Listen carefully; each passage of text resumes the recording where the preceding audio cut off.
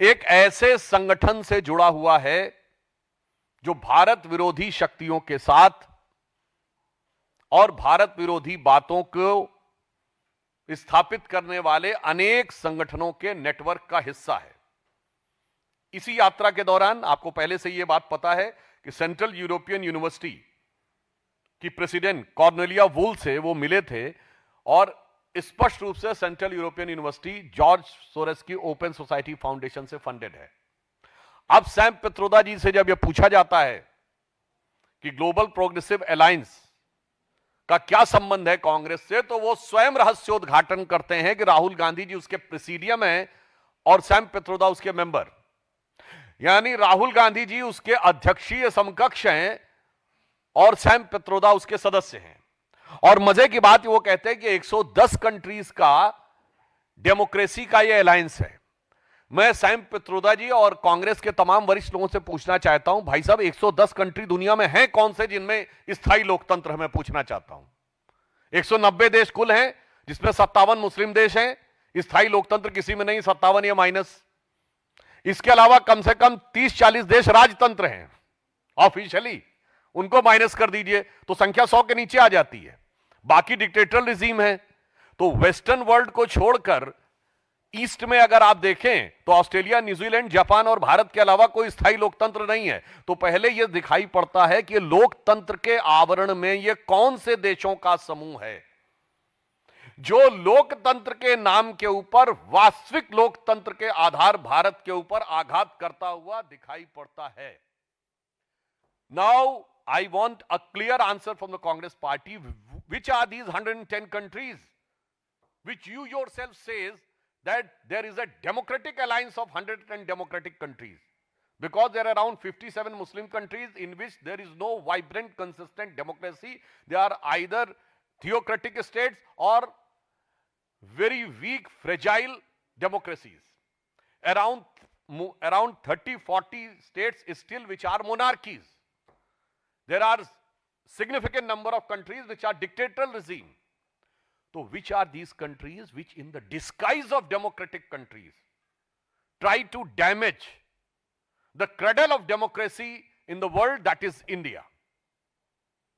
Because there are only 33-34% population which is under democracy in the world, out of which 17% are we. Other than the Western world, in East only India, New Zealand, Australia and Japan are the consistent, strong, vibrant democracies.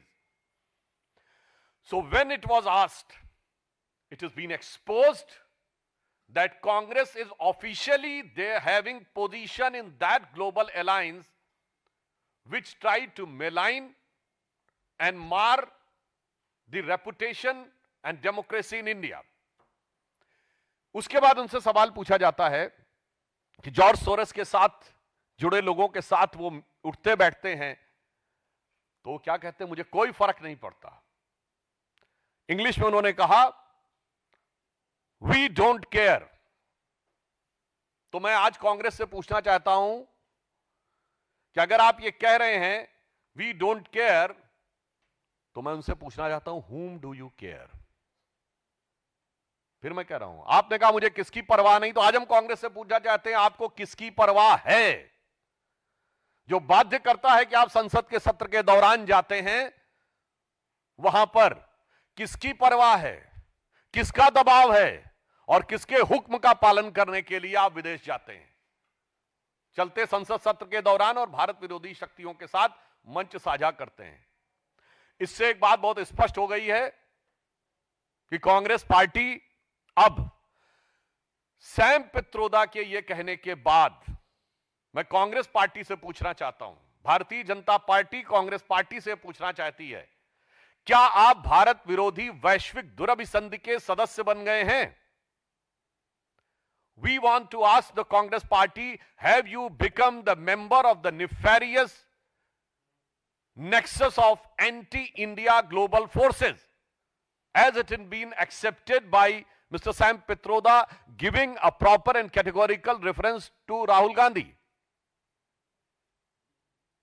और अब ऐसा प्रतीत होता है कि भारत विरोधी इस वैश्विक दुरभिसंधि के राहुल गांधी जी भारतीय राजनीति में स्थायी प्रवक्ता हो गए हैं।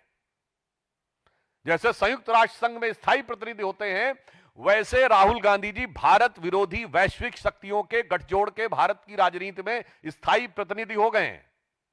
It seems if Congress doesn't reply categorically, then it can be inferred that Rahul Gandhi has become the permanent representative of anti-India global nefarious nexus to malign and mar the democratic process of India. अब इससे पहले भी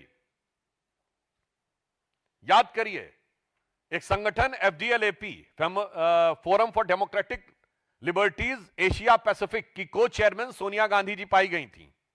वो को chairman अभी भी हैं, और ये भी जॉर्ज सोरेस से फंडेड था, जिसका जवाब आज तक कांग्रेस ने नहीं दिया हुआ है।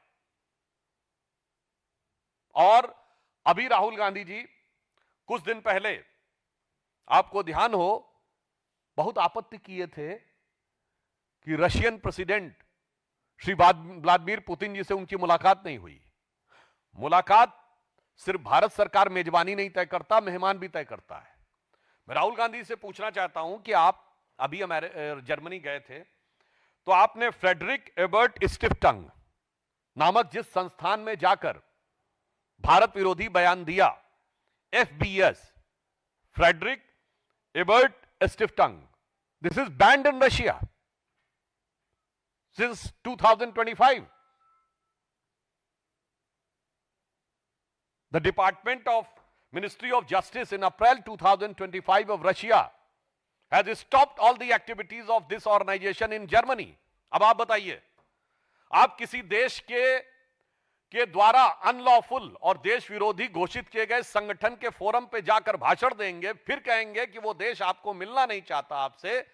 इससे यह स्पष्ट हो जाता है। और इससे पहले भी आप लोगों को यदि विस्मृत हो गया हो, तो मैं दोबारा स्मरण दिलाना चाहता हूं कि 23 जनवरी 2020 को वर्ल्ड इकोनॉमिक फोरम डावोस में जॉर्ज सोरेस ने बाकायदा कहा था कि दुनिया में सिविल सोसाइटी को दोबारा स्थापित करने के लिए और नेशनलिस्ट फोर्सेस को समाप्त करने के लिए $1 बिलियन उन्होंने रखा है, और भारत और प्रधानमंत्री श्री नरेंद्र मोदी जी का नाम उन्होंने सिंगल आउट करके कहा था। यानी अब ये कोई ढकी छुपी बात नहीं है कि on 23rd January 2020 George Soros in the World Economic Forum in Davos has categorically placed $1 billion to establish the battle for erosion of civil society and fights nationalist. Again, I am emphasizing, fight nationalist.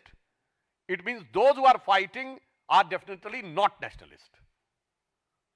And then he said that during the speech, he singled out the India, calling the rise of nationalism under Modi government as the biggest and frightening setback. यानी भारत में श्री नरेंद्र मोदी जी के नेतृत्व में राष्ट्रवाद का उदय उनके लिए बहुत गंभीर धक्के के समान है। अब इससे एक बात और स्पष्ट हो गई है कि राहुल गांधी जी को कांग्रेस और कांग्रेस पार्टी के द्वारा सत्ता प्राप्ति की समस्त संभावनाएं समाप्त होती नजर आ रही हैं। इसलिए सिर्फ वो भारत विरोधी विदेशी शक्तियों के आधार पर सत्ता पाने का दिवा स्वप्न देख रहे हैं। क्योंकि अगर वो ये कहते हैं कि उनको चुनाव में वांछित सफलता नहीं मिलती, तो मैं आप सबसे पूछना चाहता हूं, आपने कितनी बार कांग्रेस के कार्यकर्ता सम्मेलन देखे हैं विगत 11 वर्षों में? राहुल गांधी जी को प्रोजेक्ट करने की यात्राएं देखी हैं? हमारी पार्टी में बूथ लेवल वर्कर्स के सम्मेलन जिलों जिलों में होते हैं। कांग्रेस के कितने सम्मेलन आपने देखे? मंडल अध्यक्ष स्तर के कितने सम्मेलन देखे? जिला अध्यक्ष, जिला स्तर के कार्यकर्ताओं के कितने प्रशिक्षण वर्ग देखे?